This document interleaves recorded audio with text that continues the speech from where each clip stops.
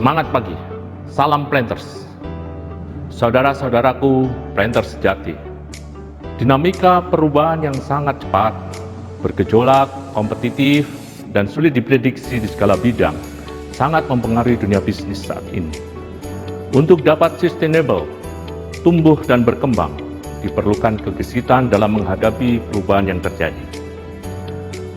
PT PN14 sebagai anak perusahaan dari PT Perkebunan Nusantara Group dalam dekade terakhir menghadapi berbagai tantangan yang cukup berat. Produktivitas tanaman yang rendah, kebutuhan modal kerja yang tidak mencukupi, struktur keuangan yang tidak bankable, kapabilitas SDM yang rendah, serta sarana prasarana yang tidak mendukung proses produksi. Hal inilah yang menyebabkan kinerja PT PN14 belum mencapai yang diharapkan.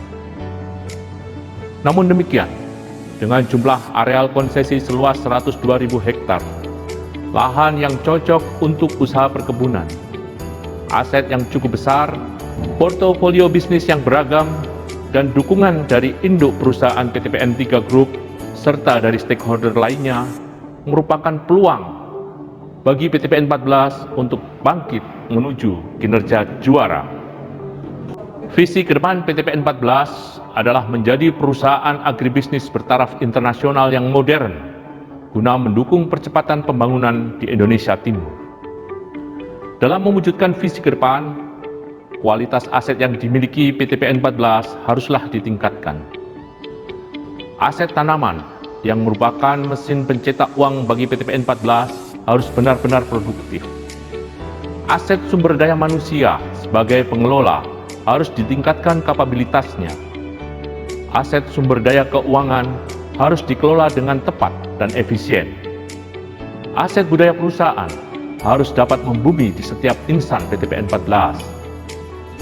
Untuk meningkatkan kualitas aset, setiap insan PT PN14, mulai dari jenjang terbawah hingga BOD, harus mempunyai 3 hal. Yang pertama, knowledge, pengetahuan yang memadai. Kedua, skill, keterampilan yang mumpuni. Ketiga, attitude, sikap mental yang positif. Ketiga hal inilah yang kita sebut dengan profesionalisme. PT PN14 harus profesional.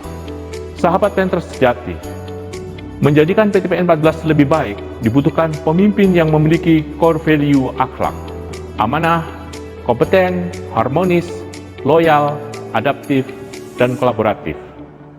Selain itu, pemimpin PT PN14 harus mempunyai 10 kompetensi yang merupakan perwujudan dari core value akhlak. Mengubah cara-cara lama yang tidak produktif dan tidak relevan dengan cara-cara baru yang lebih tepat dan efisien. Memperbaiki proses menjadi operational excellence, mendorong karyawan untuk selalu belajar, benchmarking kepada perusahaan yang telah berhasil. Peningkatan kualitas SDM menjadi kunci utama yang harus dilakukan. Pemanfaatan teknologi digital adalah harga mati. Harus dilaksanakan, disesuaikan dengan proses bisnis perusahaan dengan tujuan untuk meningkatkan efisiensi. Menetapkan visi dan misi PT PN14 yang jelas sehingga dapat menggerakkan dan menuntun seluruh insan PT PN14 bekerja dan berkarya pada arah yang sama. Penjabaran visi dan misi ke dalam rencana kerja jangka panjang dan jangka pendek yang achievable dan membumikan kepada karyawan untuk dicapai secara bersama-sama.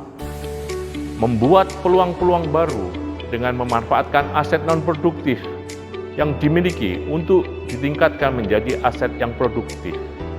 Tidak hanya bertumpu pada core bisnis, memberikan peluang kepada unit usaha untuk tetap mandiri. Pemimpin PT PN14 harus melayani kebutuhan 4 pelanggan. Pertama, tim itu sendiri, kemudian sejawat, atasan, dan pelanggan eksternal. Mampu mengelola seluruh pemangku kepentingan perusahaan, menjalin kerjasama mitra potensial, kolaborasi dengan pihak ketiga, menjaga hubungan baik dengan pemerintah dan masyarakat sekitar. Kebinekaan di PTPN 14 merupakan kekuatan yang harus dikelola dengan memanfaatkan kearifan lokal.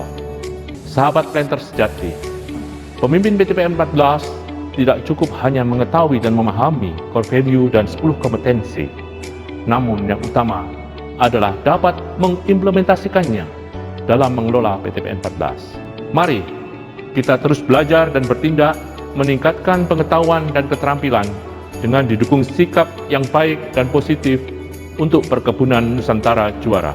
PTPN 14 juara, PTPN untuk Indonesia.